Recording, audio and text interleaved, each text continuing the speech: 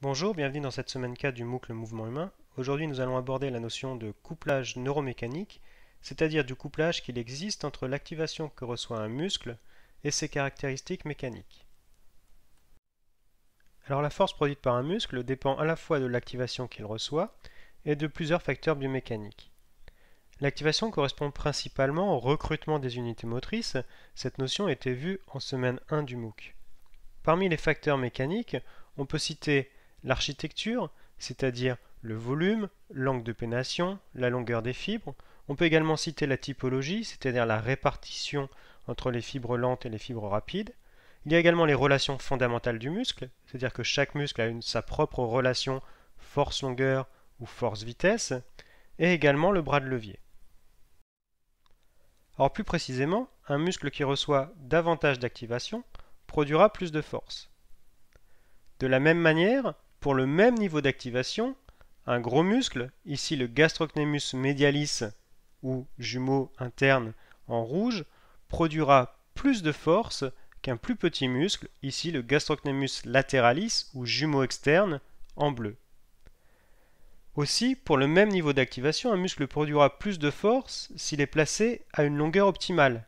Rappelez-vous ce que vous avez vu en semaine 2, il est plus facile de maintenir une masse lorsque le coude est placé à 90 degrés que lorsqu'il est placé en position plus tendue ou plus fléchie.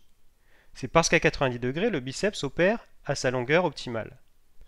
Enfin, pour le même niveau de force produit, le couple articulaire sera plus important si le bras de levier est plus important. Si vous ne vous rappelez plus de la différence entre le couple et la force, je vous renvoie vers les cours de la semaine 2. Alors lorsque l'on étudie les coordinations musculaires, il est important de considérer à la fois l'activation que reçoivent les muscles et leurs caractéristiques mécaniques, sous peine d'aboutir à des conclusions erronées. Par exemple ici, vous avez de représenter deux muscles du quadriceps, en jaune le vastus lateralis, donc le muscle externe, et en rouge le vastus medialis, le muscle interne. Donc on demande à des individus de produire une extension du genou à 15% du couple de force maximale. Dans ces conditions, il est probable que l'activation ne soit pas équilibrée entre les muscles synergistes.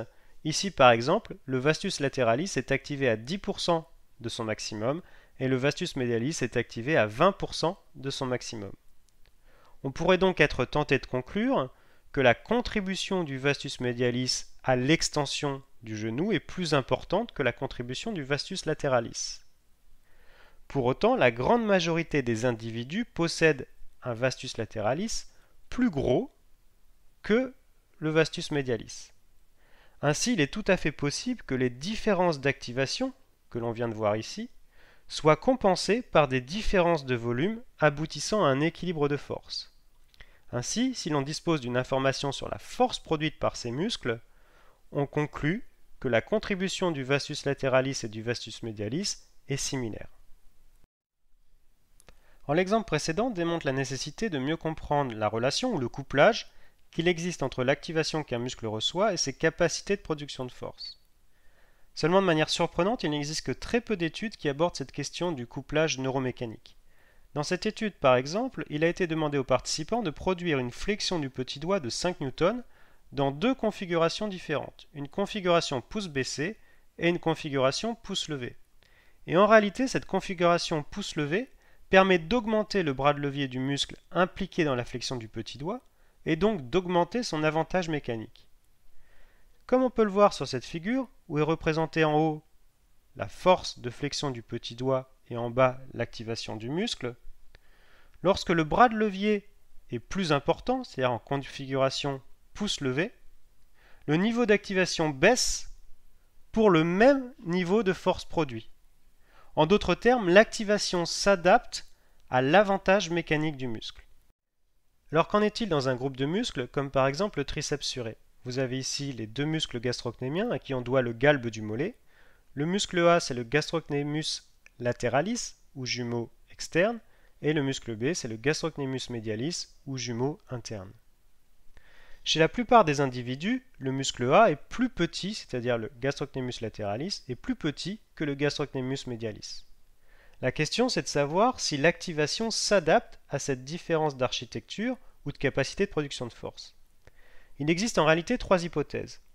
La première serait que le muscle A donc le muscle le plus petit, le gastrocnemius lateralis, soit plus activé de telle sorte que la force produite soit équilibrée entre les deux muscles. La deuxième hypothèse serait que le muscle B, c'est-à-dire le muscle le plus gros, reçoive plus d'activation, ce qui pourrait être efficace à différents égards, mais dans ce cas, il existerait un déséquilibre de force entre ces deux muscles plus ou moins important. Et enfin, la troisième hypothèse, c'est qu'il n'existe pas de relation particulière entre les capacités de production de force et l'activation que reçoit un muscle, et dans ce cas, il existerait également un déséquilibre de force entre ces deux muscles.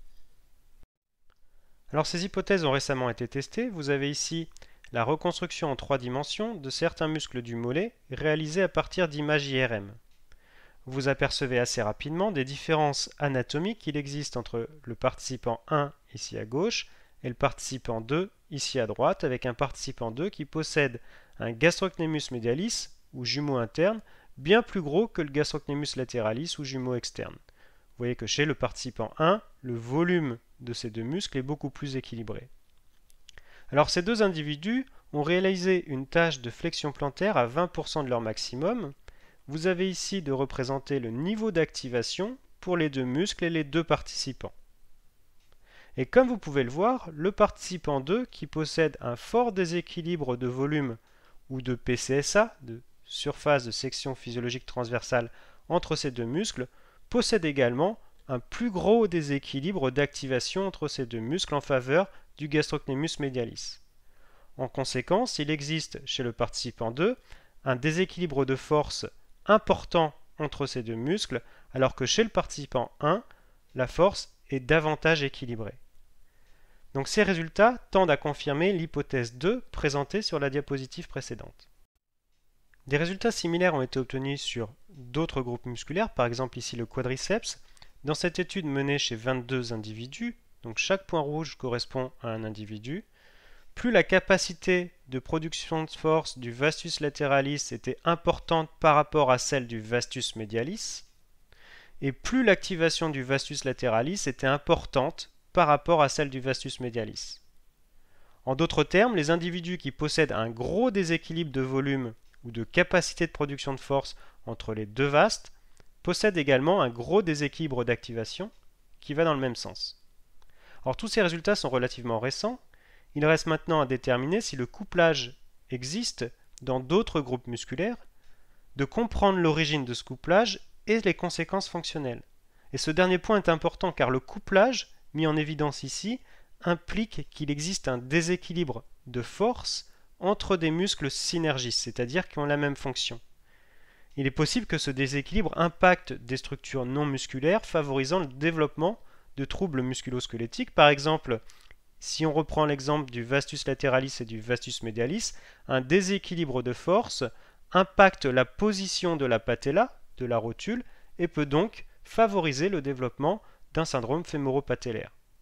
Je vous remercie pour votre attention.